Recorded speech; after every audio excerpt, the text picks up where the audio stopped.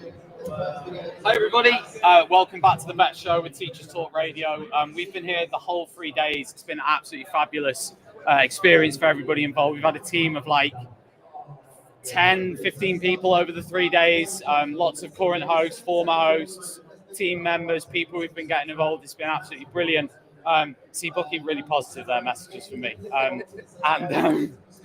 It's been amazing. So I've now got Today at BETT with 3 special guests. I'm going to let you guys introduce yourselves. So Mark, if you want to start. Yeah, hi, I'm Mark. I'm Tom's personal microphone holder. I'm also available for weddings and bar mitzvahs, and people often know me as the ICT evangelist. I'm a former teacher, middle senior leader, local authority lead teacher for computing. I've written a few books, won a few awards for my blog, like the UK Education Blog of the Year award, that sort of thing.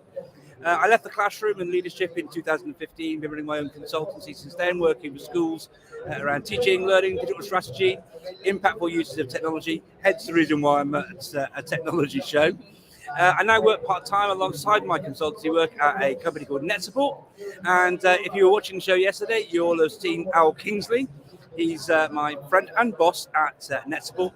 And I work there a few days a week supporting them around teaching and learning and impactful uses of technology as well. I've got a book coming out in a very short while, end of March hopefully, on out of John Capp, very nice sponsors of Teacher Talk Radio. So if you want to learn more about that, edtechplaybook.co.uk. And I'm co-authoring that with a gentleman called Ollie Lewis. If you're looking for someone else sharing about great uses of edtech, please do follow him at olewis_coaching on X. Or Twitter, if you prefer to still call it that, and Ollie Lewis on all of the social media platforms. I could talk an awful lot, but I'm mindful that an elevator pitch needs to actually stop at some point, so Mark, we didn't need I'll a be Wikipedia quiet. profile read, mate. It was just to introduce yourself. Hi, I'm Mark Anderson. But, you know, this isn't sponsored by Wikipedia, by the way, so don't worry. Happy days. And but you've got Kavita here as well. Hi, I'm Kavita, co-founder of Synaptic, a former secondary science teacher based at Hertfordshire. So now I'm at Synaptic. What we do is we use AI to automatically mark descriptive answers and give instant feedback for GCSE science questions. So that's what we do. And I'm going to pass it on to Bucky. Yep. Thank you. Hi, Bucky Youssef, senior leader in a special school, science lead, science teacher, leadership consultant, leadership coach, and educational consultant, author, trustee. As Mark described, lots of things and lots of different parties to do with education. Look me up on Google. There's lots of things. So happy to be here. I mean, to be fair, we have 3 experts here in the field of educational technology and just sort of education in general. So we're going to ask some questions about those things next. So, Mark, do you want to? I want to ask you first about. I've sort of asked you this before a few months ago, but just based on your experience at BETT, is there anything that stood out for you from being here that before coming here you hadn't really considered or didn't think about? No, not really. Okay, that's fine. That's It was as you predicted it would be. Yeah. The one thing I really love, though, actually, I think it's maybe a reflection on the times in terms of like schools have got no money for tech, right? So many of the companies that often at these sort of events is hard sells, right? And what I've been seeing actually is far more positive conversations, lots of giveaways of resources, and implementation with technology is hard. Right, it's about developing confidence and competence and getting a baseline of comfort in using technology there. Now, it's all up to our game during the pandemic, but it's been lovely seeing, I'm Bookie speaking on the Google stand shortly, actually, just doing a little shout out for Bookie. But in other presentations, there's no hard sell from Google, but it's here's a QR code, scan, you can download the slides, please share it with your colleagues, and there feels to be far more collegiality and a shortening of the distance between the companies and the classroom. I think that's what I've noticed an awful lot more as well. And then maybe it's again sign of the times, recruitment retention. More and more teachers are now working with their tech companies, and that's changing the conversation. Yeah, I think it's a good thing. Yeah, not necessarily a good thing for removing teachers in the classroom, but certainly when it comes to having that conversation and closing the gap between sales teams and schools. Yeah, I think that's a nice thing. Is that more good for the companies than the teachers? I'd say it's good for both parties because actually, you know, there's always snake oil in edtech, but the good companies do tend to rise to the top. And like teachers getting to teaching to make a difference, a lot of people in edtech, yeah, sure, you know, Microsoft, Google, they are who they are, right? But a lot of startups, like Kavita here, you know, teacher by profession, had a great idea, tried to turn it into try and help people beyond, and so you see. So I think that's a really good thing, actually. Yeah. And that's where great innovation comes from. One of the best areas at BETT every year is the BETT Futures area. Yeah. It's so exciting, the innovation. That, yeah. I think you know, again, if you close that gap and learn from teachers, so that it can have better conversations, respond, co-create software. And I heard Al talking about co-creation of software yesterday. It helps serve teaching and learning. And again, closing the gap can only be a good thing, I think. Kavita, I want to ask you next about your journey, because it's a very interesting one. Do you want to tell us sort of a little bit about what you're doing here, what you've been doing, and what you're trying to do? Absolutely. You mean at Synaptic or at BETT? It's up to you. Okay. So I'll start with Synaptic. So Synaptic, about 3 years back, after spending 13 years in teaching, we came up with this idea of myself and my friend, who's a data scientist, that I have spent hours and hours marking weekends, and science teachers, it's literally like 3 subjects in one, and she's seen me. And we were at that gap where we were like, right, okay, what else can we do in our life? Kind of a conversation when she said, right, maybe we can use technology, or we can try and see if we can use technology to solve this problem. Yeah. And we started off market research and throwing this idea out, testing it out. We had a MVP product out to see if what is the uptake, what is the feedback from students and teachers. And teachers were like blown away. Like if I didn't do this, I would be blown away by just the thought of having a product that will mark, that will reduce my marking workload, right?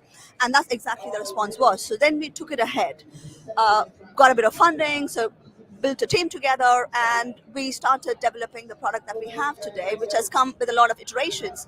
Which is what it does is it goes beyond, we don't focus on multiple choice questions.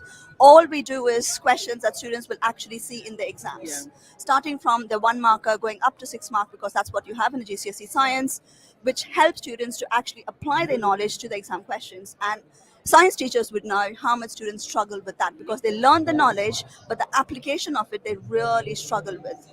Teachers don't have the time to give them feedback on these longer answer questions. So now, for teachers, there is a tool. There is a tool that they can use. It's not recall, it's not quizzes, it's actual questions. Students get feedback on the answer instantly. So are those questions built in within there, or do the teachers input them in? No, questions are all created in-house. Yeah. Based on the specification of all the exam boards that we have. Yeah. The tech is built in-house. So everything is built So I was going to in-house. ask you, with the development of that program, like, how long did it take you and the developers to make the program? It took us 2 years. So we founded the company 3 years back, and then we tested. It took a bit of time to market research and test everything, and we released the school app in November last year. And how many developers created the product? We have 2 developers and 1 app. So when it comes to data scientists, we have 3 data scientists in the team. Yeah. And is that development, does that include the pilots, or is that 2 years of literally No, making it includes the pilot. Yeah, because everything was towards part of the journey that where we are today. Got you. Yeah. Okay, I should have taken that mic, by the way. They won't be able to hear what I'm saying. Don't matter. It's all rubbish most of the time anyway. So Bucky, I'll ask you next. What are you doing here? Oh, thank you. Yeah, doing a number of different things. Networking, meeting people. You know, I had a podcast interview this morning with Mark. Just checking out stands and things like that. I'm doing presentations as well. Yep. So yeah, lots of different things just to see what is out there as well. I mean, EdTech is something I love, so I'd come here anyway. Let me ask you a question. Okay. You're still working in a school. So Yeah. what sort of, like, when you go back to school, is there anything that not necessarily from BETT, just from an EdTech point of view, like, is there anything at the moment where you're like, I'm on this path? When you as a school or as an individual? No, because I work in a special school, we can't be in a particular path. It's got to be looking at what works best for the young people. But what's been really interesting yesterday, for example, I mean, we mentioned Ollie Lewis. Ollie was talking about the fact that esports is something he's interested in. Yeah, I've been interested in esports as well for a long time. Yeah. First time yesterday to actually visit it. So I attended an esports panel discussion. looking at students who have used the skills from esports. When you think about esports, you just think like losers, gamers in a basement by themselves, not doing anything.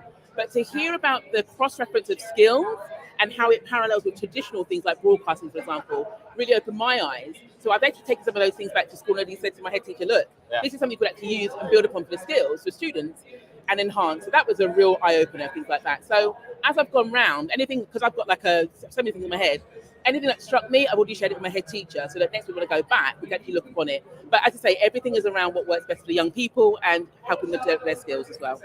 The guy on YouTube with a really long username has said hello. Hiya. Well, guy on YouTube with a really long username, we really appreciate your company here on the BETT live stream. Thank you very much. Yeah.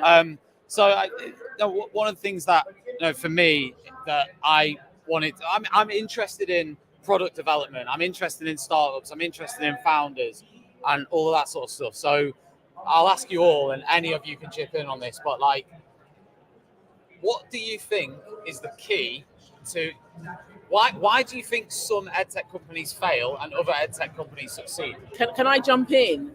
Because some people think they've got a great idea, but it doesn't link to, they've not had a conversation with educators to see, does it actually work? Is it relevant and valuable? Is there a place for this? Sorry, Bucky, what you've just said has been copyrighted by Mark Anderson. Oh, has it? Okay. Well, no, but can't use that. Sorry, you'll have to well, you know, think of because different words or you can't create an idea in isolation. We all come advice and things like that. And you know, as Mark said, you've got a lot more companies now, for example, who have educators who have engaged in the conversations. That is key.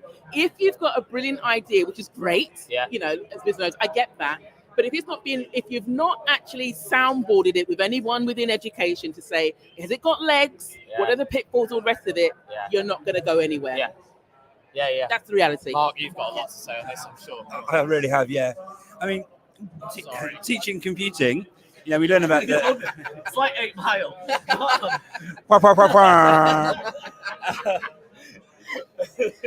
Word.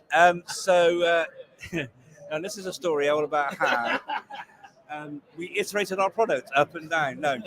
I'll always remember, I think you were there actually, Bookie, right? The TES organised this sort of round table thing. We wanted to meet edtechs, and we went round, and there were loads of products there. I won't mention their names, that'd be churlish of me, but you know, there was some there that are still around today, and there are some that aren't. Yeah, okay. Right? And they had so much. I mean, there was one company that had like literally tens of millions of VC funding behind it, loads and loads and loads, right? Now, you got their number. Sometimes when founders are so close to their products, they don't. And it's the Boogie's feedback, right? When you don't listen, and I mentioned co-creation. I mentioned it yesterday as well. When you don't listen to your target audience, your idea might be great, but you need to. You can't be a horse with your blinkers on, because if you don't look beyond the blinkers, and sometimes, and you'll love it. It's your beast, it's your pet. You poured your love and heart into it, and all the rest of it. But if you can't listen to that external feedback, then that's the biggest thing for failure. And the ones that, when we did it was like speed dating. 5-minute feedback, round. Let's go. If you don't listen, and the ones that listen are still going. Some of them got the biggest stands here today, right? And the ones that didn't, they're not around anymore. Some are still around, but I think that would be my biggest thing. You need to take on board that feedback, and bearing in mind, but what sort of feedback? Well, anything, everything. It depends on what it is on your products. Yeah. Right. But some of when I talk business and computing, right? And in business, we talk about the product life cycle, where you start, you have growth, you have maturity, and the declines. You have to iterate and bring it. Well, the same sort of process apply when it comes to thinking about product development. You start, you go through your code, and you'll have done this when you develop things that work straight away. You have to iterate it and improve it, and that's why we have version 1, version 2, version 3, so forth and so on. And we build it up and build it up and build it up. Listen to Microsoft, for example. Or look at Microsoft and all these other companies. They're always adding new functionality in, right? And with my head, I would sort of edit department hat on. I always used to sort of survey my students, and I'd say, how did we do? Right? And I would make sure on our digital signage, you said we did, right? And she was like, no homework. Well, Sometimes we have a whole conversation about homework, right? Efficacy, all those sort of things. But you don't have to listen to all the feedback. You decide what's applicable. Yeah. But if it's going to have, and then speak to others, but if it's going to have an impact and improve things on your product life cycle and on your development forward, then it has to be done. But one of the things you have to bear in mind is the cost of some of these things sometimes. So a lot of companies will sort of work on cloud basis. Every call to the cloud will cost some money. Right. It also will cost time in dev, in development. So you have to balance and weigh up. Will this development actually be too expensive? Can we do it now? When can we do it? Or there are lots and lots and lots of considerations. But the short version is you have to listen to feedback. You decide when it's right and appropriate to, so forth and so on. We can spend for hours. But, I can add to that. I mean, as a founder of Synaptic, it is really hard to sell into the schools market. Yes. Anybody who has started an edtech company. Why is that though? Why is it that hard to sell into the school market? That may be an obvious question, but I'm genuinely asking. It depends on how. It depends on how it's done. If I go back, I mean, I've been involved in edtech for over 10 years. I think we've known each other about 10 years. And what was my first go-to? Sometimes you get companies that we've got this fantastic product and all the rest of it. Yeah. I don't know what it's for in terms of, who the demographics, how it's going to make an impact. Why I'm going to invest my time into this to make, those particular things. They've got claims apparently which aren't worth anything. So I think there's a lot of skepticism, over the years as well about the fact that some of the tech we've used and tried has had the impact. So there's various ways, but I think that there's also, the cold calling work, aspect doesn't work. You can't just pitch somebody. You need to. No, you can't. It doesn't. You've got to have the conversations. That's what I'm saying. The really weird thing about tech is through networking, so conversations and things like that. But then it's going, as I say, so for example, I can't remember her name. There's a woman, Sophie, whose surname's forgotten, but she basically used to do like podcasts and interviews with different edtech representatives. Sophie Bailey. Oh, she's great. So what she did, the edtech podcast. Yeah, that's the right. edtech Yes. podcast. So what she did, which was really phenomenal, was actually this was years ago, 2018, 2019. She used to be a debt collector. Oh, what? No. I don't know. Anyway, what she did was she created a small space where edtech companies and educators to come together and talk. And then you've got people who understand the rationale, believe in the integrity of it, can actually think about the impact and go back to their schools and have the conversations with those who are responsible leadership and saying, look, this is good, let's give it a go, and that's where it'll get your foot through the door. Otherwise, it's just like you're shouting into distance, nobody knows. And there's so many out there as well. Got you. Anyway. No, all of that, but let me just kind of finish where I was going to. So yes, it's hard to sell into schools for all of these reasons, but also because it's not the top in a teacher's priority list. Now, Synaptic from day one was built with teachers. So it is a product that has been not just with me, but teachers along, right? But even we are still finding it hard. And that's because when teachers they're dealing with behavior issues. Talking about just Faculty of Science, because that's what Synaptic caters to today, right? So behavior issues, staff retention. So they are dealing with those. So unless those are resolved, they are not really going to come and say, right, okay, what else can I look for to improve my teaching and learning? Even though that is going to come back and impact their behavior and retention, it's like that cycle that we are stuck in. But the other main factor also is investment. It is so hard, and if Raj, my co-founder, who was there, who was the one who was raising funds, would say, it is so difficult to raise funds in edtech, especially post-COVID. Why? Because during COVID and just after COVID, edtech investment was at the peak, but now it has kind of died down. Investors are not really looking at edtechs that sell into school as a fundable business. So that's the cycle again. Why? Because for the same reasons. Because right? So companies like us, we have a great tool. Teachers believe in it. Teachers want it. This is reducing workload, truly ticking it off. However, we have to stay in the market, sustain ourselves for at least 5 to 7 years to see the uptake and the reach that you see. But to survive that 5 to 7 years, we need support from the education community, but also from investors to allow the business to survive and to iterate and to develop the tech. It's almost like I was going to call it a vicious circle, but it's like It's all combined Yes, it together, is. doesn't it? It's all linked. Also, to add on to that, investors look for returns in edtech the way they see in health tech and fintech. But this is a different market. You're not going to see growth in edtech the way you see in. How, obviously, you might not want to answer this specifically, but what sort of growth do these investors want to see? I mean, do they? How much time? 10 times, 20 times? No, but how much time do they give you to? But it depends on the amount that you've raised, isn't it? So if you've raised, for example, again, 3 years back when we raised $500,000, it was enough for us to just have an MVP product out. But then the goalpost but the goalpost shifted because investment went dry in a tech market after that, post-COVID.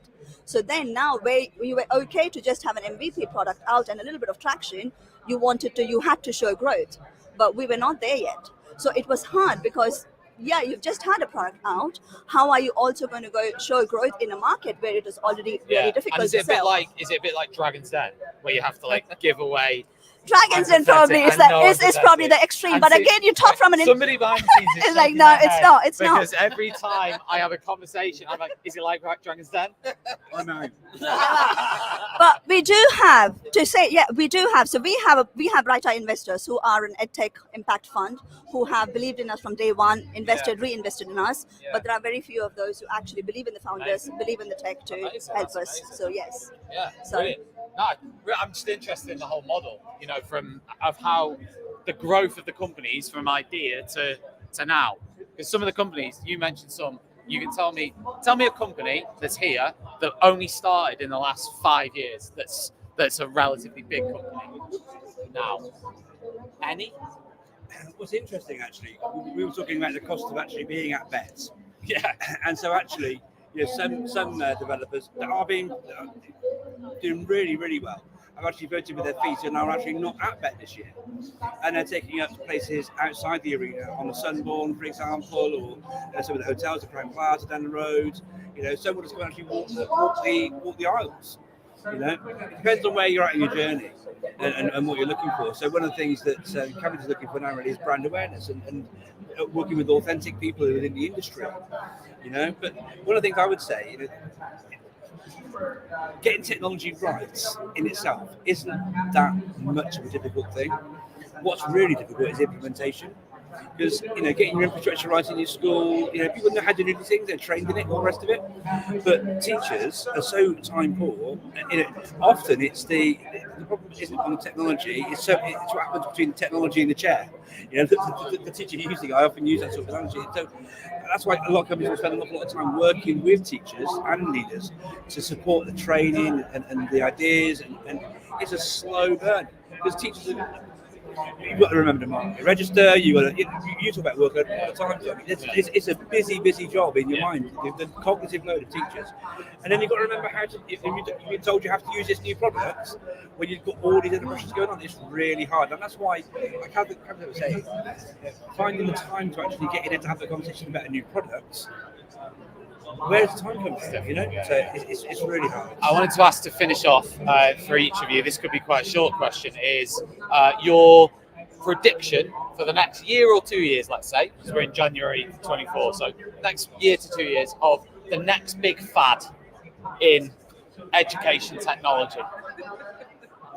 I don't believe. Nothing. Technology, is amazing, and it gives us the opportunity to do things that wouldn't be possible if it wasn't for the technology. But what I've seen growth in, which I'm so pleased about, and it's not technology, it's thinking and research into actually what works, right? And so, pedagogical advocacy, having sort of pedagogy-first approaches to things, starting with thinking about teaching and learning. I have three sort of North Stars that I've always sort of shared.